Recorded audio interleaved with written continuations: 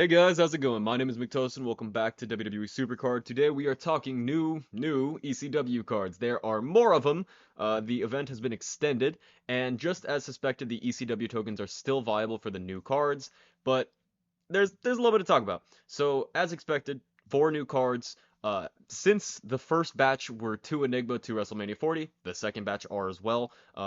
There was some speculation on who was going to be the Enigmas, who was going to be the WrestleMania 40s.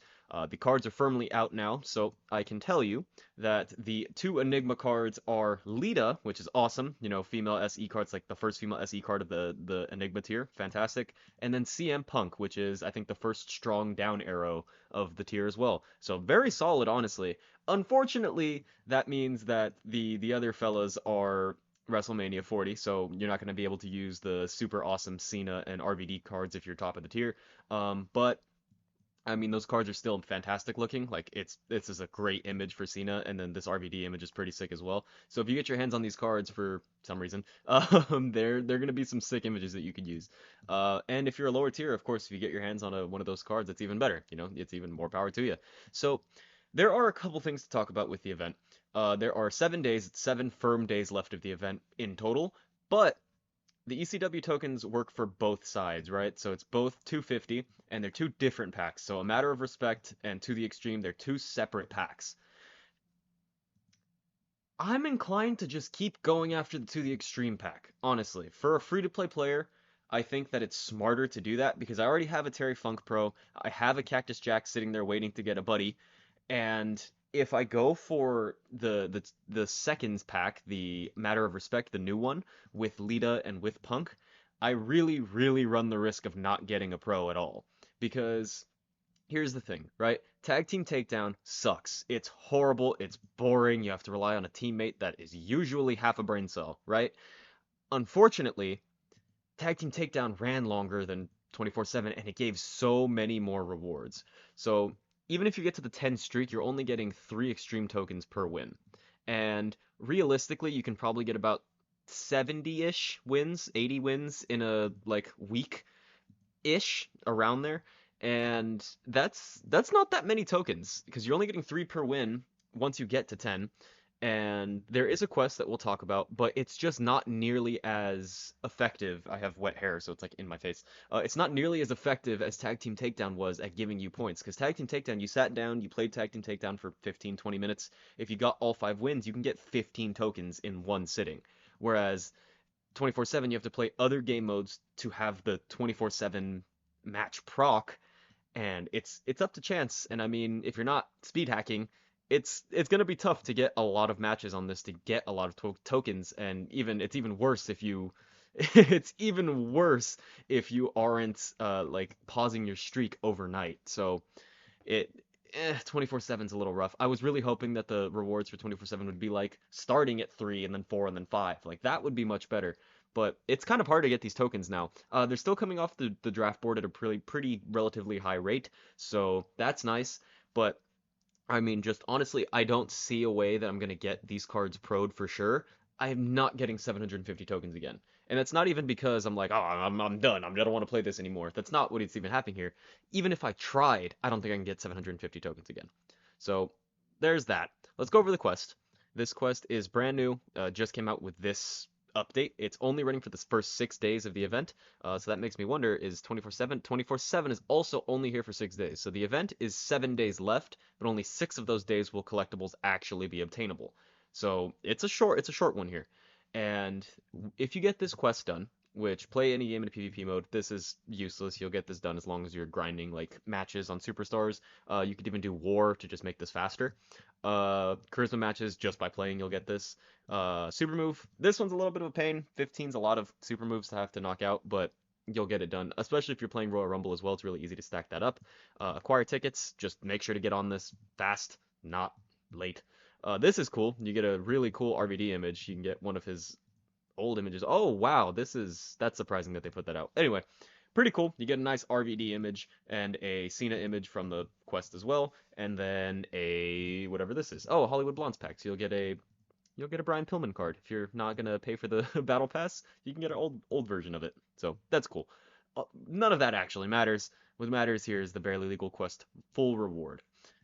You get one of the cards. If you're Enigma, you get an Enigma. If you're WrestleMania 40, I presume you get a WrestleMania 40, and then I don't know for below. Yeah, you're just gonna have to check it out, see if it's worth doing. If you're Royal Rumble 24 or lower, I don't know if you get a card or not. No idea. So let me know in the comments if you know. Um, but yeah, so this is interesting because this is, in theory, a way to get one of these two cards.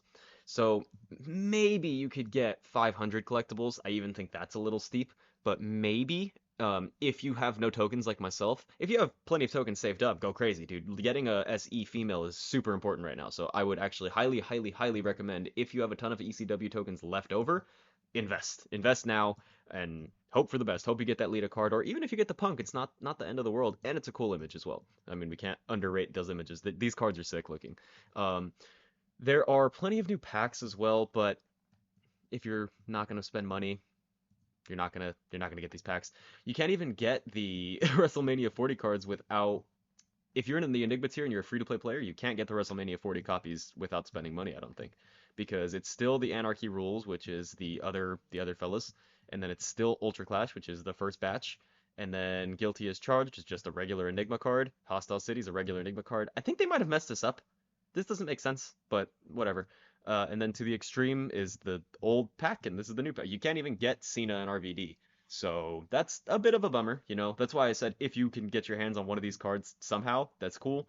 But yeah, it's you'd have to spend some credits, I think, to get those cards. I don't think there's a way for you to get it if you're in the Enigma tier. If you're in WrestleMania 40, I'm sure it's much, much easier and much harder to get the Enigma cards.